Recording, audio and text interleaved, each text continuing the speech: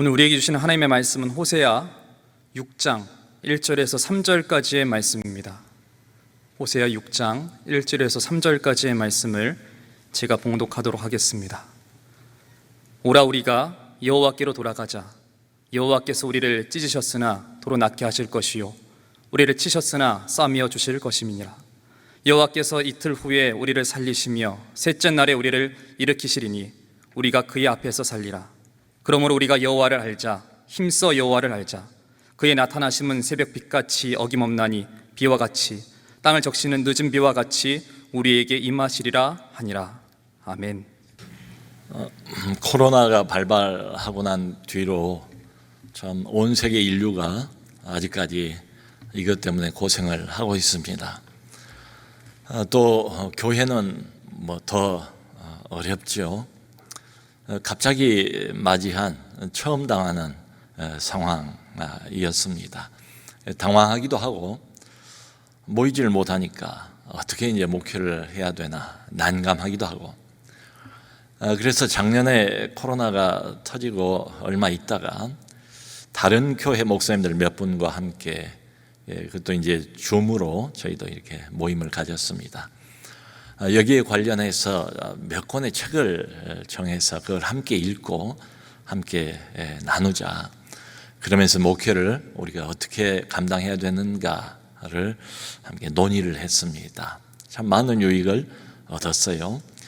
그 본 몇 권의 책 중에서 이제 두 권의 책이 생각이 나요. 소개를 잠깐 하겠습니다. 첫 번째 책이 미국의 개혁주의, 저희와 이제 복음에 대한 이해가 같아요. 보수주의 대표적인 목사로 알려져 있는 존 파이퍼 목사입니다. 우리나라에도 몇 번 와서 큰 은혜를 끼쳤던 분이세요. 그 존 파이퍼 목사님이 쓴 코로나 바이러스와 그리스도라는 책이 있어요.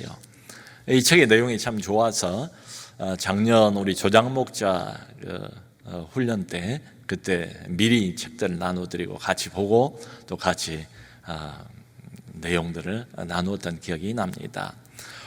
그런데 이분이 이 책에서 말씀하고 싶어하는 요지는 이런 거예요.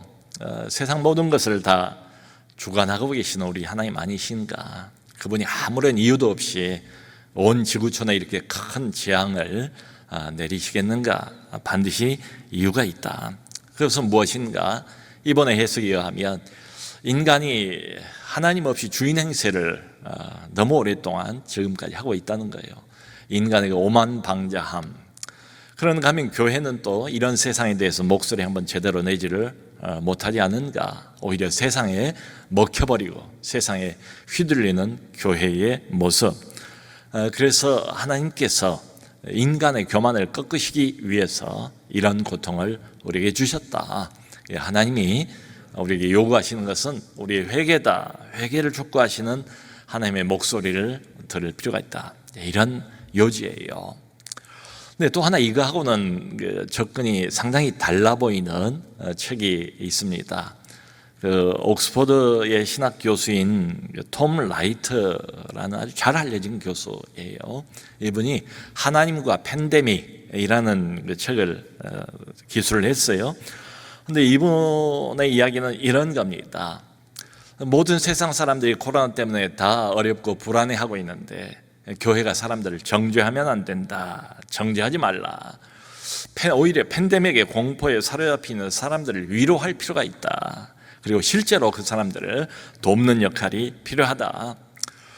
그러므로 희망의 불씨가 꺼져버린 이 지구촌에 새로운 희망을 교회가 줘야 되고 실제로 필요한 것들을 채워주는 일, 돕는 일을 우리 믿는 사람들이 해야 된다. 저희가 이 두 책을 보고 난 다음에 내린 결론은 이런 것입니다. 사실은 이 둘 다가 우리에게 지금 당장 필요하다. 회개하는 일 반드시 필요하고, 그런가 하면 어려움에 빠져서 불안해하고 있는 어쩔 줄 몰라 하는 많은 사람들을 돕는 일, 위로하는 일, 그들의 실제적인 필요를 채우는 일 다 필요하다. 이 둘을 꼭 대립시킬 필요가 없다. 그게 우리의 결론이었어요. 그래서 코로나를 통해서 우리 하나님께서 온 인류에게 분명하게 뭔가를 말씀하고 계시다. 그 존 파이퍼 목사님의 주장처럼 하나님을 떠나 있는 많은 사람들이 돌아오라고 회개를 촉구하신다. 또 그런가 하면 이걸로 인해서 힘들어진 많은 사람들, 우리의 이웃들, 주변 사람들, 그분들 위로하고 실제로 돕는 일이 필요하다. 그러면서 우리가 한 가지를 더 생각을 했습니다. 무엇보다도 이 코로나19는 하나님께서 교회에 주고자 하시는 특별한 메시지를 가지고 있다. 왜냐하면 교회는 바로 이 땅에 존재하는 하나님의 대리자다. 하나님과 사람 사이를 잇고 그리고 하늘과 땅 사이를 이어주는 중보 역할을 교회는 감당을 해야 된다. 그러므로 세상의 소금과 빛이라고 하지 않았는가? 이 땅에 여전한 소망의 등불이 바로 교회다. 그런데 그 역할을 지금까지 제대로 감당하지 못하고 있었다. 자, 그럼에도 불구하고 이 모든 것을 다 전제로 한다 할지라도 여기에는 반드시 순서가 있다. 우선순위를 지킬 필요가 있다. 먼저 중요한 건 뭐냐? 하나님과 우리와의 관계, 이것을 바로 세우는 것, 이것이 가장 중요하다. 이게 된 다음에 그 다음에야 우리와 세상과의 관계를 바로 세울 수가 있을 것이다. 항상 중요한 것은 성경에 의하면 하나님과 우리와의 관계가 아닌가, 이게 우선순위다. 이게 제대로 돼야 그 다음에 다른 사람들과의 이 수평적인 관계도 제대로 바르게 세울 수가 있다. 자, 그러므로 이 코로나 상황에서 우리 신자들과 교회에 시급하게 우선적으로 필요한 건 뭔가 분명하다. 그것은 회개하는 일이다. 그리고 목회자인 우리부터, 영적 지도자로서 잘못한 것들이 많은데 우리부터 회개할 필요가 있다. 여러분, 한국 교회가 자타가 다 알고 있지 않습니까? 여러 가지 문제들을 안고 있어요. 해결이 아직도 안 되고 그대로 문제가 누적된 상태로 여기까지 왔습니다. 거기에 대한 해법, 이 모든 문제들을 한꺼번에 해결할 수 있는 해법이 있다. 그것이 뭔가 하면 바로 진정한 회개입니다.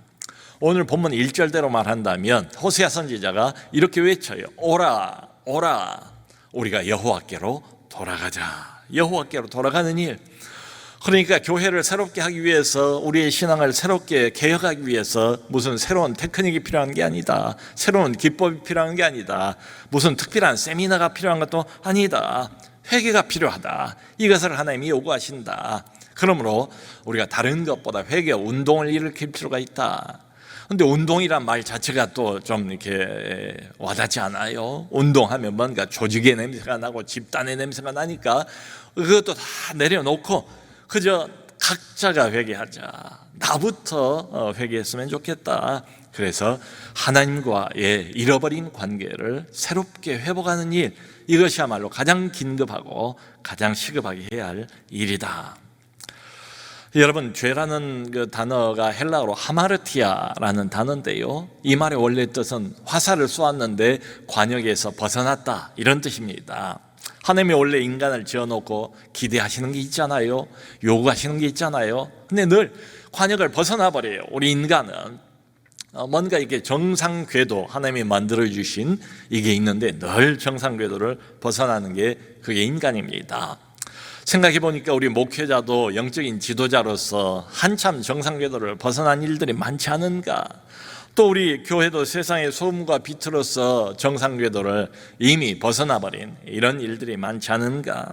또 성도는 성경에 의하면 왕 같은 제사장, 거룩한 나라라고 그랬는데 왕 같은 제사장이고 거룩한 나라임에도 불구하고 궤도에서 벗어나 버린 일들이 많다. 그리고 이 모든 문제들, 궤도 이탈에 관한 모든 문제에 대한 해답은 딱 한 가지다. 우리가 원래 있어야 할 자리로 돌아가는 것이다. 그 외에는 다른 대답이 없다. 오늘 본문 성경대로 말한다면 살아계신 하나님께로 오라, 우리가 여호와께로 돌아가자, 이겁니다. 여러분, 우리는 구원을 받은 사람들입니다. 또 하나님의 특별한 은총을 지금도 누리고 있는 사람들 아니겠습니까? 생각해보면 아무나 이렇게 구원을 얻을 수 있나요? 얻고 싶다고 해서 얻을 수 있습니까? 마음대로 이걸 원한다고 해서, 노력한다고 해서 얻어지는 게 아니지 않습니까? 참 축복 중에 축복을 경험을 하고 하나님의 특혜 중에 특혜를 누리고 있는 게 우리들이에요. 그럼에도 불구하고 우리 안에 여전한 인간적인 본성, 아직도 그 못된 본성, 죄의 경향성이라는 게 완전히 사라지지 않았어요.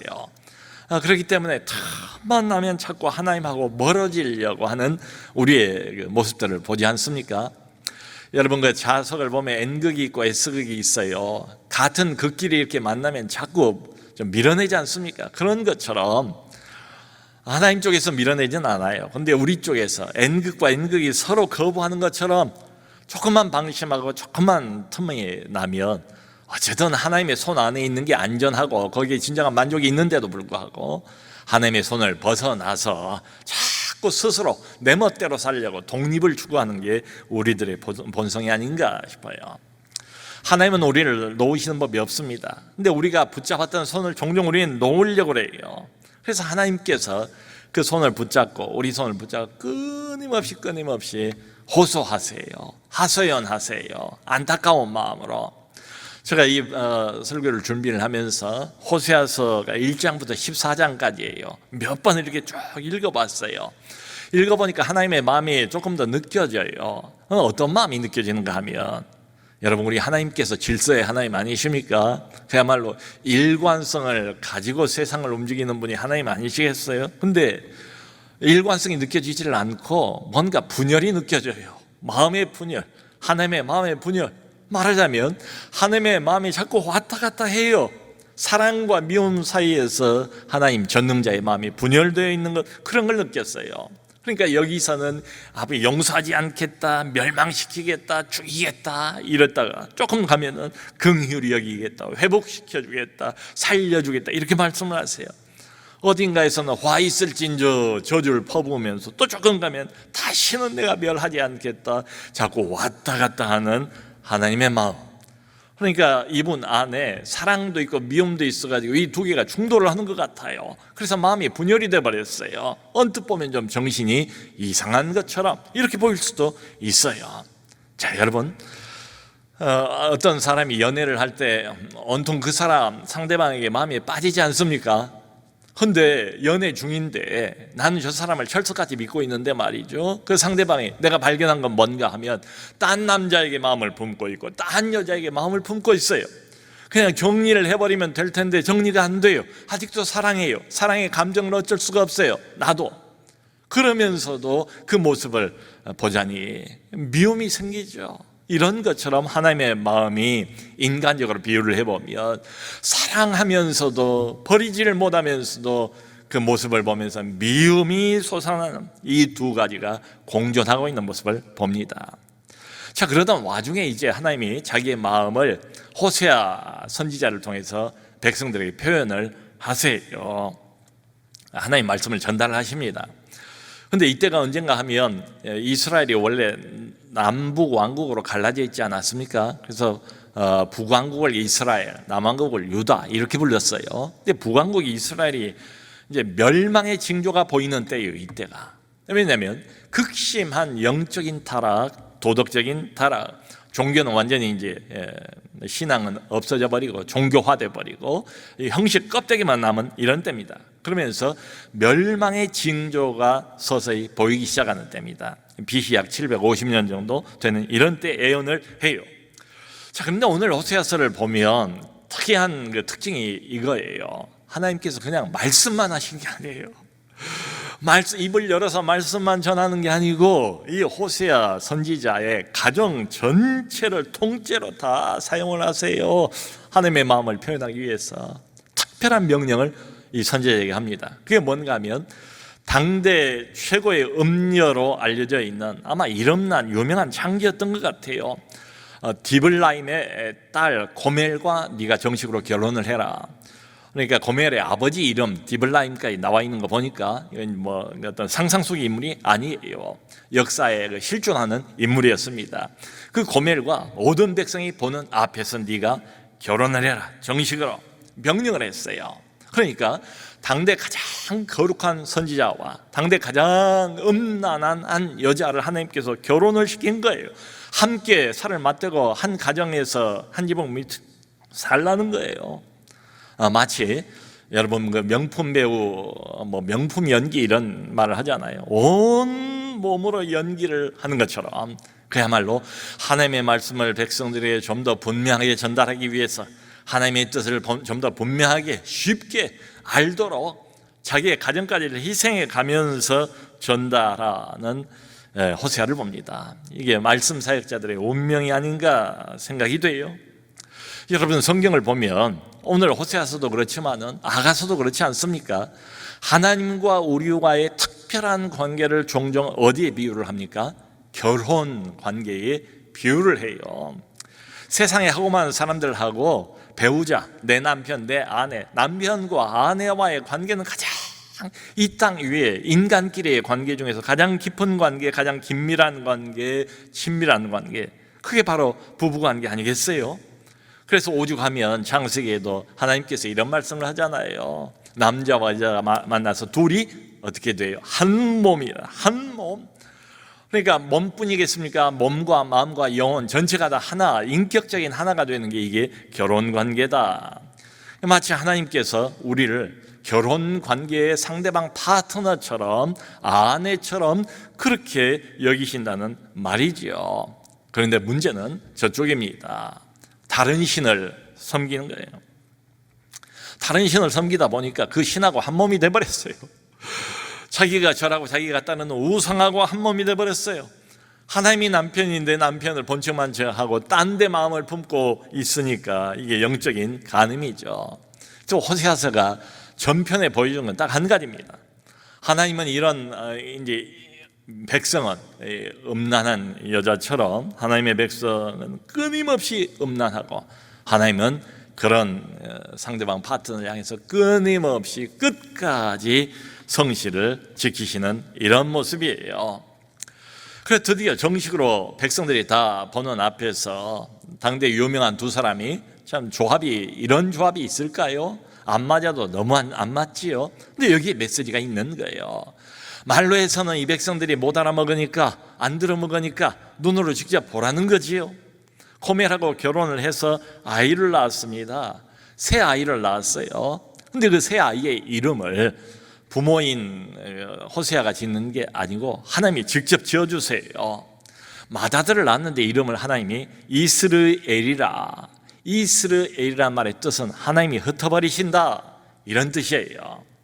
그다음 두 번째 딸을 낳았는데 딸이 얼마나 이쁩니까? 귀엽습니까? 딸의 이름을 로루하마라. 로루하마의 뜻은 긍휼히 여김을 받지 못하는 자다, 이런 뜻이에요. 세 번째 막내 아들을 낳았는데 이름을 하나님이 로암미라 이렇게 지었어요. 로암미의 뜻은 내 백성이 아니라, 이런 뜻이에요. 여러분 히브리어는 그 단어 앞에 로를 붙이면 그게 부정을 하는 단어가 돼버려요. 루하마는 긍휼히 여김을 받는 자인데 로자를 붙였으니까 긍휼히 여김을 받지 못한다. 암미는 내 백성이라는 뜻인데 로자를 붙였으니까 로암미, 내 백성이 아니다. 여러분 그래도 자기가 낳은 자식이니까 얼마나 이 아이에 대한 마음이 간절하겠어요. 근데 이 호세아가 선지자인데 이스라엘아, 맏아들아 이스라엘아, 이리 가까이 오너라. 근데 하나님이 흩어버리신다. 야, 하나님이 흩어버리신다. 야, 옆으로 가까이 오너라. 얼마나 마음이 괴로웠을까. 야, 내 딸 로루하마야, 내가 한번 안아보자꾸나. 근데 로루하마란 뜻이 뭡니까? 이 긍휼히 여김을 받지 못한 버림받은 자야, 이리 와라, 내가 한번 안아보자. 얼마나 억장이 무너졌을까. 막내니까 뭐 자연스럽게 애정이 더 가지 않습니까? 얼마나 귀엽겠어요. 근데 로암미야, 내 백성이 아니다야, 우리 함께 하나님 앞에 나가서 예배를 드리자꾸나. 참 이 말도 안 되는 이런 이름을 지어서 불러야 하는 이 아비의 심정이 얼마나 힘들었을까 짐작을 해봐요. 그 얼마 전에 어떤 여자 청년이 참 이름이 특이해요. 외국 이름이에요. 그래서 제가 이게 본명이냐고 물어봤어요. 이름은 이쁜데 이게 본명인가 궁금해서. 그랬더니 뭐라고 말하는가 하면 딸이 자기밖에 없대요. 그래서 너무 이제 자기가 귀해서, 아버지 말이 자기가 너무 귀해서 특별한 이름을 지어줬다는 거예요. 여러분 그 이름이라는 게 함부로 짓습니까? 뭐 여기 다 아버지 어머니들 이름 지어본 경험들이 있잖아요. 그러니까 온갖 세상에 좋은 것은 다 갖다가 안 되면 옥편까지 다 찾아보잖아요. 우리 아이들도 보니까 자기들이 이름 짓는데 안 되니까 옥편까지 다 뒤져보면서 이름을 가장 좋은 이름으로 가장 신중하게 기도하면서 우리가 이름을 짓지 않습니까? 이제 아이를 키우다 가다 보면 또 얼마나 참 고달파요. 얼마나 애를 많이 먹습니까? 어릴 때 그러다가 사춘기 또 얼마나 힘들게 만듭니까? 우리 부모님들을 그러면 견디다 못해서 이런 말을 하기는 하잖아요. 너도 한번 나중에 너 꼭 너 닮은 자식 한번 낳아서 키워봐라. 너 닮은 아들 낳아서 키워보고 너 닮은 딸 한번 낳아서 키워봐라. 고생 좀 해봐라, 이런 뜻이죠. 여러분, 그런 이야기는 한다 할지라도 처음부터 낳기 전에 이름을 저주의 이름으로 지어놓는 부모는 없어요. 근데 하나님이 저주의 이름을 애당초부터 그렇게 지어서 붙여놓은 거예요. 이거 어떻게 할 수도 없잖아요. 정말 하나님의 마음이 오죽했으면 이랬을까? 선지자의 가정 안에서 선지자가 자기 아들의 그 저주의 이름을 부르는 것을 백성들이 들으면서 어떤 생각을 했을까? 여러분, 이 남이라면 나하고 상관없잖아요. 내 인생에 그렇게 관여할 게 없는 사람이라면 안 보면 끝이에요. 근데 내 배우자예요. 근데 이 배우자인데 안 볼 수가 없잖아요. 불륜을 저지르고 있어요. 안 볼 수도 없고 보자니까 열불이 나는 이런 상황. 하나님이 얼마나 속이 상했는가, 이걸 아주 생생하게 묘사를 해주고 있죠. 얼마나 힘드셨을까. 아마 혹자는 마음속에, 아니 목사님, 그 하나님인데 정말 그럴까요? 신이지 않습니까? 신인데 그럴까요? 그러니까 우리가 이 하나님의 속마음을 다 이해는 못할 거예요. 하나님이 아니니까. 그럼에도 짐작은 해볼 수 있지 않습니까? 이해는 못 가지만 이게 사실이다. 그러니까 요즘 세상에서 하는 것처럼 이혼 도장 찍어버리면 끝이지요. 그럼 남남입니다. 돌아볼 것도 없어요. 그런데 성경을 보면 우리 하나님의 딜레마가 바로 여기 있어요. 남편인 하나님을 떠나서 방탕한 아내같이 되어버린 하나님의 백성을 버리지를 못하는 거예요. 도장을 못 찍어요. 이분이 못하는 게 있어요. 그걸 못해요. 뻔히 눈으로 보면서도 그걸 못하시는 하나님. 나중에 호세아 이렇게 말씀합니다. 결국은 애를 셋이나 낳았는데도 불구하고 이 여자가 또 집을 가출해버려요. 가출해서 다른 남자 품으로 도망가 버립니다. 자신의 그 방탕했던 과거를 그대로 재현을 해요. 하나님이 이런 말씀을 하세요. 다른 남자 품에 안겨서 음부가 되어 있는 네 아내를 값을 지불하고 다시 데려와라. 값을 지불하래요. 직접 돈을 내래요. 그리고 다시 곱게 집으로 모셔와서 다시 데리고 살아라. 지금 하나님의 심정을 계속 이렇게 표현을 하는 거예요. 지금 실현을 시키는 거예요. 또 모든 백성 앞에서 이걸 하라는 거예요. 여러분, 남자로서 한 남편으로서 얼마나 굴욕입니까? 얼마나 부끄럽고 수치스러운 일이겠습니까? 참 이런 거 보면 하고 많은 선지자들이 있지만 이 호세아만큼 하기가 가장 어려운 역할을 감당했던 것 아닌가. 호세아가 은 15개 하고 보리 한 호멜 반을 가지고 가서 그 상대방 남자에게 그걸 값을 지불해요. 여종의 몸값입니다. 그리고 다시 빼내요. 자기 아내를, 고매를 빼내면서 호세아 3장 3절을 보면 특별한 부탁을 해요. 하소연을 해요. 한번 그림을 그려보세요. 빼내 오면서 뭐라고 말하는가 하면 고멜에게 앞으로는 음행하지 말고 다른 남자를 따르지 말라. 그러면서 중요한 말을 해요. 나도 너에게 그리하리라. 지금까지도 성실했어요. 신실했어요. 남편의 길을 다 지켰어요. 최선을 다했어요. 근데 여자가 바람나서 가버린 거예요. 근데 다시 데리고 오면서 그야말로 아무 벨도 없는 남자처럼 앞으로는 그러지 마라. 음행하지 말라. 다른 남자를 따르지 말라. 그리고 중요한 약속을 스스로 한 번 더 하는 거예요. 나도 너에게 그리하리라. 여러분, 이런 남편, 이런 남자 과연 아량이 넓은 남자입니까? 속이 넓은 남자입니까? 아니면 바보 천치입니까? 요즘 세상 생각으로 보면 바보 천치 아닙니까? 지금 뭐 하는 겁니까? 바보 천치 같은 게 바로 하나님의 마음이다. 바보 천치 같은 자가 바로 우리 하나님이시다. 이런 거지요. 그러니까 이 호세아서를 보면서 크게 깨닫는 건 이겁니다. 참 우리는 다 이해할 수 없는 대단한 특권을 우리가 가졌구나. 여러분, 우리를 영원한 언약의 파트너로 삼고 자신의 아내처럼 여기겠다는 이분이 누구세요? 이분은 하나님 아니십니까? 창조주예요. 전능자예요. 절대자예요. 만왕의 왕이에요. 감히 누구도 그 앞에 접근할 수가 없는 그런 분이에요. 어미로운 분입니다. 여러분, 어저께 토요일 날 우리 매일 성경 본문이 창세기 출애굽기 24장이었습니다. 백성들이 시내산 앞으로 다 모이지 않습니까? 그리고 하나님께서 맨 처음으로 백성들 앞에 자기를 나타내 보이는 장면이에요. 시내산 전체가 벌겋게 불에 탄 것처럼 물이 들고 시내산 위쪽에는 자욱한 안개, 연기, 구름이 가득하고, 그리고는 중요한 것은 이거예요. 허락받은 사람 오직 한 사람 모세 외에는 아무도 내게 가까이 오지 말라. 심지어는 제사장들마저도 오지 말라. 오면은 죽으니까 말이죠. 그런 하나님이에요. 그런 하나님이 우리를 영원한 언약의 파트너로 삼으신다. 아니, 가장 긴밀한 관계를 상징하는 결혼의 배우자로, 아내로 여기시겠다. 참 영광스러운 지위 아닙니까? 영광스러운 특권 아니겠습니까? 근데 동시에 이것은 무서운 특권이다. 왜냐하면 배반하면 죽으니까. 여러분, 아까 그 말을 생각해 보세요. 앞으로는 그러지 마라. 나도 너에게 그리하리라. 나도 너에게 그리하리라. 그러니까 이 말이 무슨 뜻이겠어요? 이게 하나님의 음성이라고 생각을 해보세요. 전능하신 하나님께서 연약할 대로 연약하고 왔다 갔다 하기 쉬운 이 인간에게 자신을 묶어놓겠다는 말 아닙니까? 하나님이 뭐가 아쉬워서 뭘 못해서 나 같은 사람에게 이렇게 우상 섬기기 잘하고 틈만 나면 하나님 떠나려고 하고 인간 세상을 더 그리워하고 사모하는 우리 같은 사람들이 뭐가 좋아서 하나님이 나도 그리하리라. 연약한 우리에게 하나님 자신을 묶어 놓으시겠다. 무서운 말 아니에요? 여러분, 그러므로 이런 거 보면 하나님과 우리와의 관계, 이 결혼 관계를 우리가 일방적으로 포기하는 것은 불가능하겠다. 우리는 포기해요.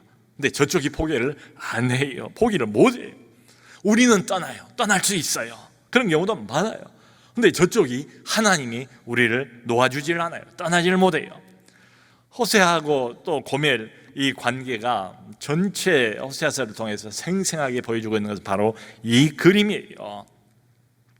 여러분, 그러므로 이런 생각이 들어요.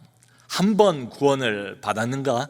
한 번 저 영원하신 그 절대자 창조주의 선택을 받았는가? 그러면 이런 결론이 자연스럽게 나오지 않습니까? 내 인생에서 이 하나님이란 존재를 완전히 떼어내는 것은 불가능하겠다. 참 세상적인 표현을 사용을 하자면 찰거머리라는 말을 하잖아요. 찰거머리보다도 더 찰싹 내 인생에 달라붙어서, 찰거머리는 뭐 뗄 수가 있어요. 근데 이분은 뗄 수가 없어요. 이분은 24시간이에요. 어디를 가든지 무엇을 하든지 어떤 시간에도 늘 내 옆에 바짝 붙어서 나를 쫓아오십니다. 여러분, 이렇게 생각해 보면 참 이 전능자이신 하나님인데 이해가 안 가긴 해요. 근데 이게 사실인 거예요. 성경을 보면 계속 반복해서 이런 말들을 많이 해요. 하나님의 우리에 대한 집착이 정말 무서울 정도다. 내가 뭐라고 이 무지랭이 같은 나를 놓아주지를 않고, 놓아주시면 나도 편하고 하나님도 좀 자유스러울 것 같은데, 여러분, 스토커도 이런 스토커가 없어요. 스토커라는 단어가 별로 안 좋잖아요. 부정적인 단어잖아요. 늘 감시하는 게 그 스토커 아니겠습니까? 근데 세상 인간 스토커, 어떤 인간 스토커보다도 이분은 더 해요. 더 심해요. 이런 스토커가 없을 정도예요. 사랑의 스토커예요. 그러니까 성경이 말하지 않습니까? 나는 질투하는 여호와다. 이걸 잊지 말라. 이게 인간적인, 이해할 수 있도록 인간적인 표현을 써서 하나님은 질투한대요. 그냥 마음이 넓고 하나님이니까 아량을 그냥 베풀고 이게 아니고, 그러니까 이분은 잘못하면 사랑과 질투의 화신이 돼버려요. 종종 그러신 것 같아요. 사랑과 질투의 화신이 돼버렸다고요, 하나님이. 여러분 뭐 그런 말 하잖아요.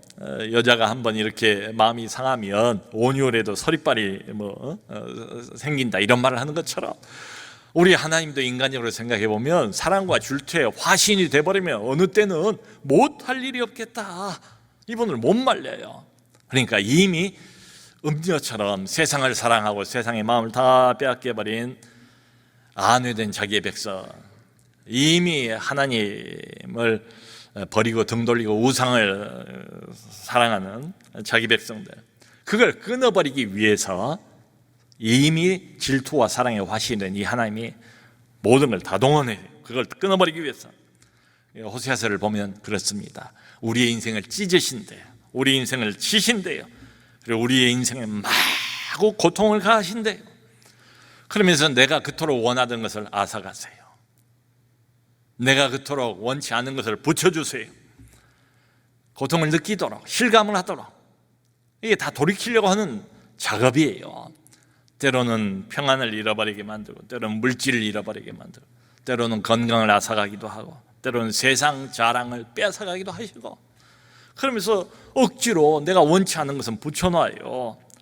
원치 않는, 내가 싫어하는 사람도 붙여놓고, 싫어하는 일도 붙여놓고, 때로는 싫어하는 훈련도 한참 동안 붙여놓고 말이죠.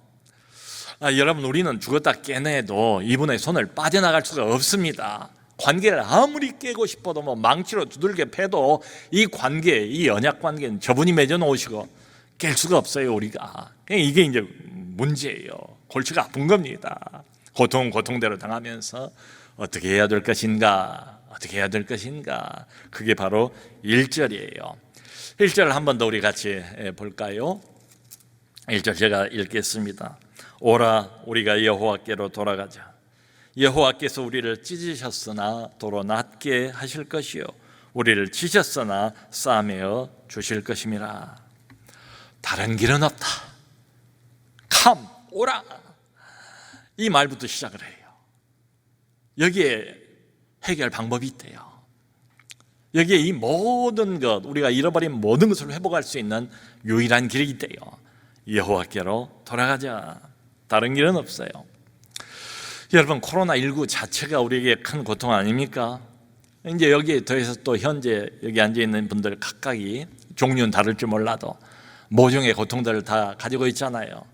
우리 광야 인생을 살아가면서 뭔가의 고통을 다 경험하고 있지 않습니까?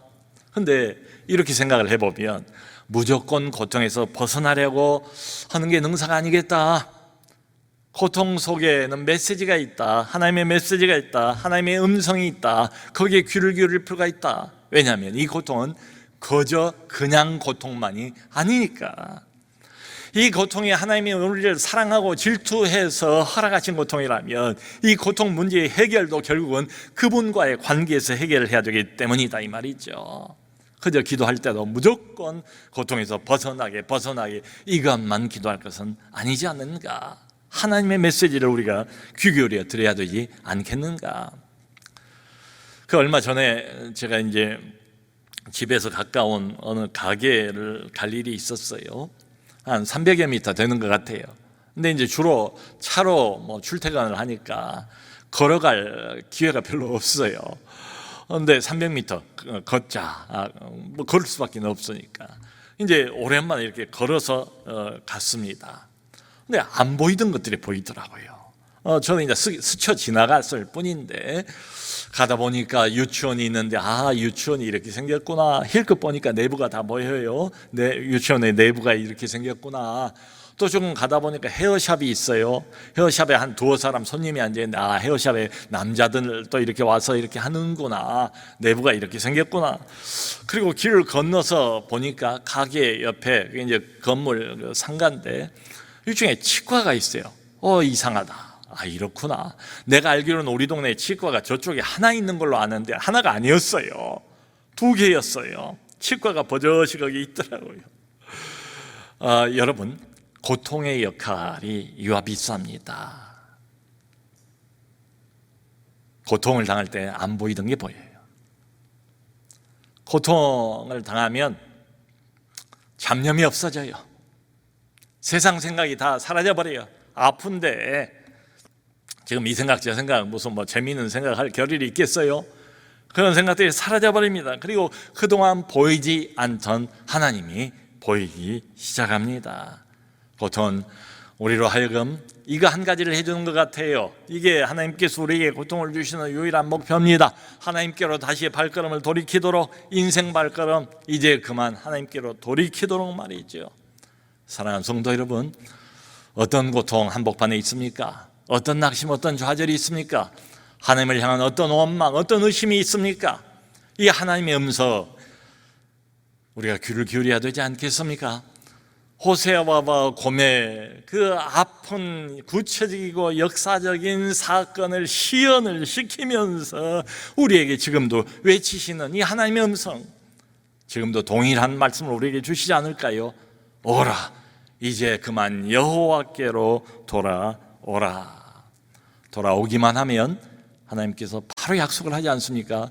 도로 낫게 해주실 것이요, 도로 싸매어서 상처를 어루만져서 아물게 해주실 것이다.